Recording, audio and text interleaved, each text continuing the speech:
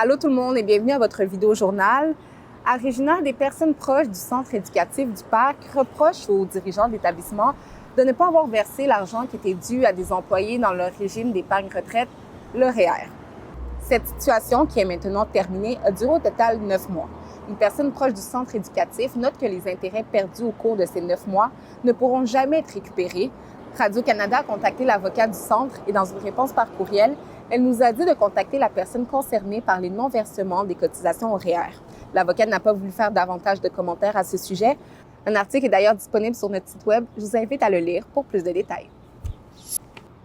En politique provinciale maintenant, le NPD de la Saskatchewan a organisé une conférence de presse ce matin pour dénoncer le fait que le premier ministre Scott Moe se serait rapproché de conspirationnistes. Ma collègue Philippine François-Gascard était sur place. Alors Philippine, qu'est-ce qui se passe exactement? Scott Moe a participé fin avril à une réunion publique dans sa circonscription à Spears. Et après 30 minutes d'intervention, la rencontre a pris une toute autre tournure. Plusieurs théories du complot ont été abordées, notamment sur la pandémie de Covid-19 ou encore sur les avions qui déverseraient des produits chimiques pour rendre malade la population.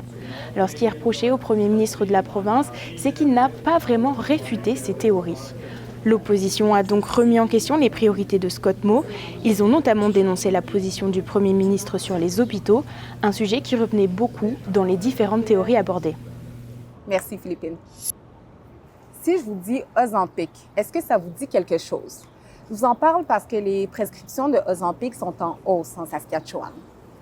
Les experts affirment que de nombreuses personnes utilisent ce médicament pour perdre du poids, mais on le rappelle qu'il a été conçu pour contrôler le diabète de type 2. Le médicament contre le diabète est uniquement approuvé par le régime d'assurance médicaments de la province pour justement traiter ce type de diabète, mais les statistiques provinciales montrent que de nombreuses demandes ne répondent pas à ce critère médical.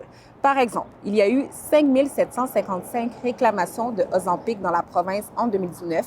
Ce nombre est passé à 194 916 à la fin de 2023 et ça, c'est une augmentation de près de 3 300 %.